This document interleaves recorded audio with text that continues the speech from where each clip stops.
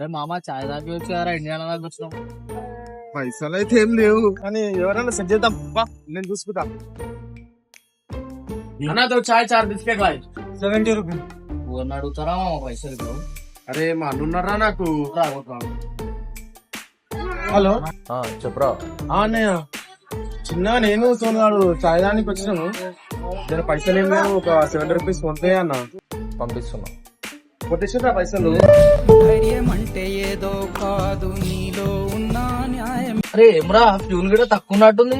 అరే అవును కదా. అరే ఏమున్నారా మీరు. అరే టెన్షన్ పడక బా, ఈ అన్నయ్య ఉన్నాడు మనకి. ఫోన్ కొడదాం, పైసలు వేయించుకుందాం. హలో అన్న. హలో చెప్పరా. ఇగో జర బయటకు వచ్చినా నా బండ్ల ఫ్యూల్ అయిపోయింది, ఒక 1000 రూపాయలు కొట్టానా. పంపిస్తున్నా ఇప్పుడు. అంటే సాలు రబై అన్నే అయితాడు అన్నే మేర బాయి అంటే సాలు రబై.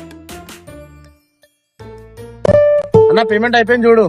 అరే ఏమ్రా మీ అన్న ఎన్నంటే పైసలు కొడతాడు బానే ఉంది. మరి ఏమనుకున్నావురా మా అన్న అంటే. ఆకలేదు దానికి ఇప్పుడు ఏమన్నా తింటావా ఏమన్నా.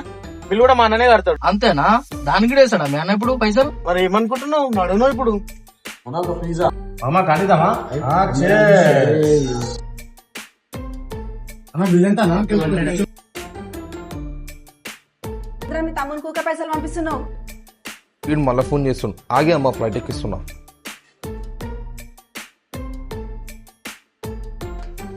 అరే ఫోన్ కలిసి ఒకసారి నెలకి ట్రై చేయమామా.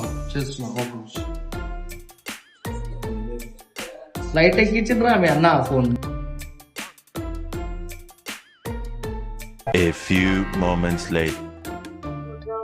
అన్న అన్నాంటేనే ఉన్నానంటూనే చిన్నోడి కోసం